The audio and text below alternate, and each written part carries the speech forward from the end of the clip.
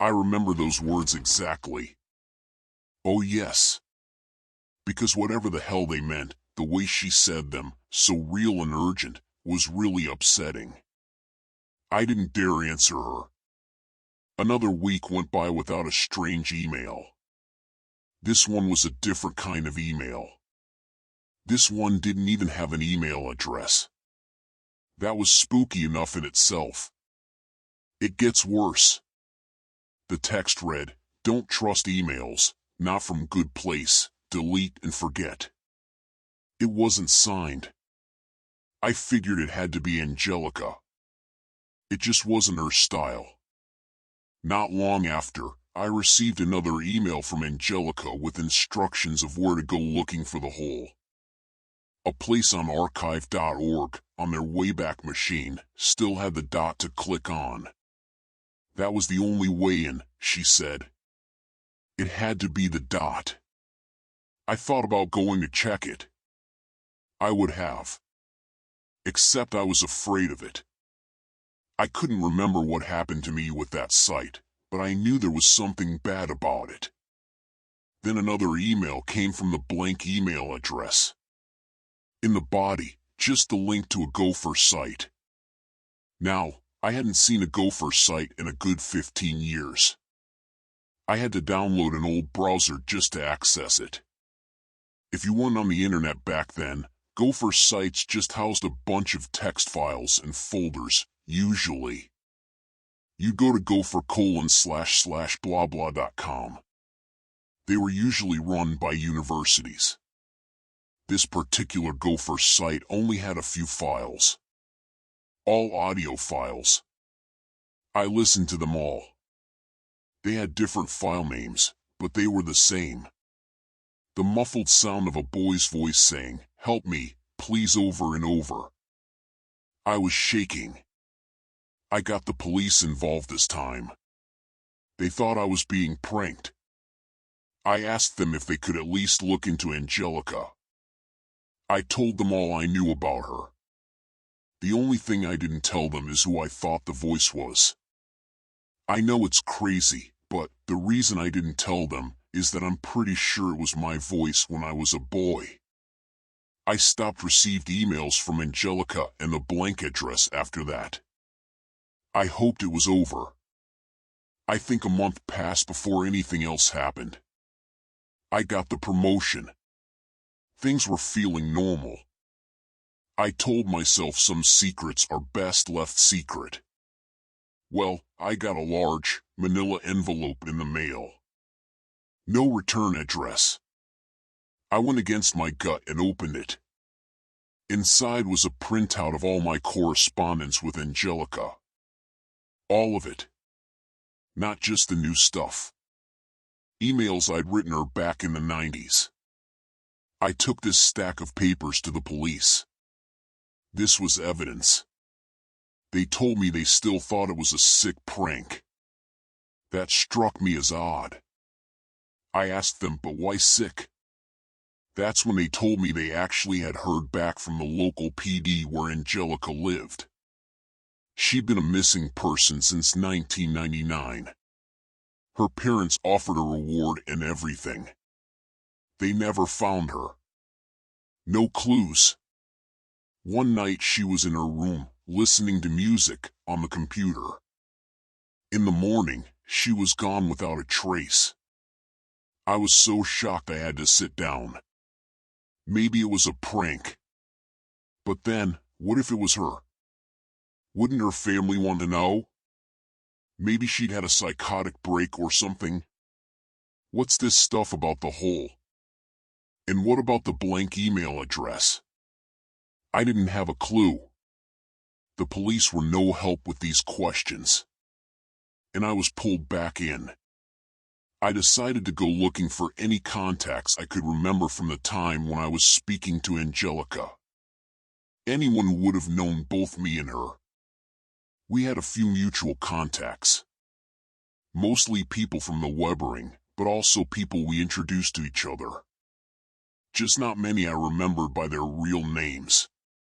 Actually, none. There was one guy. He went by the handle Rapskillion_42.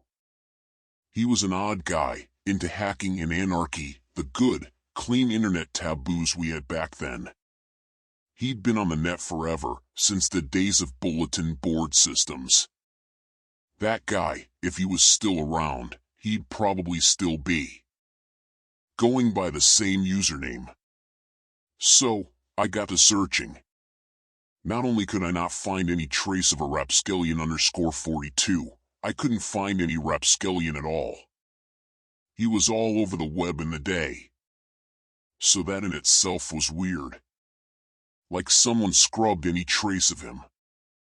That's when I got the idea to go dig out my old computer.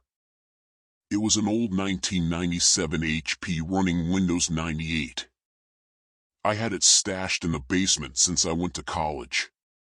It would at least have all of my old contacts stored just where I left them. If it would even load. I had to wait 5 minutes for it to boot up. Then I got the Ethernet cable plugged in. It was like it had just been in sleep mode for 2 decades. And there they were, my desktop icons for IRC, ICQ, Netscape, and even Napster.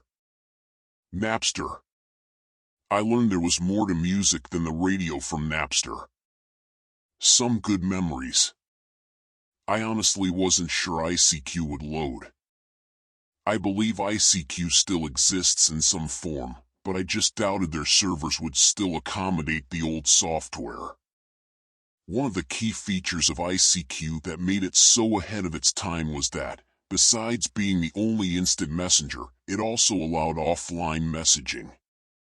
I mention that because, not only did ICQ load, but it loaded with a message.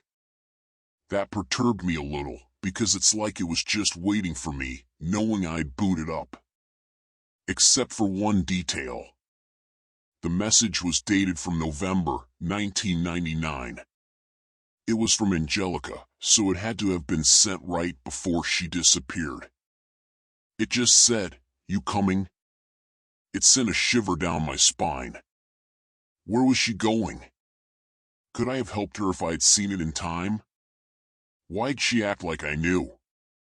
Even weirder is that I'm sure I'd been on ICQ after November 1999.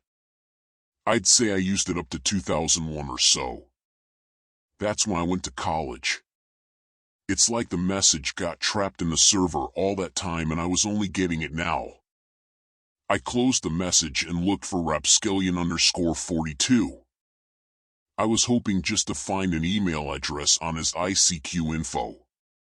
I really didn't expect to see a green online icon beside his name, but that's what I got. That only added to how unsettled I was. I almost had to check to make sure it was really 2017. Anyway, I fired off a message to Rap saying, "Hey man, long time no speak."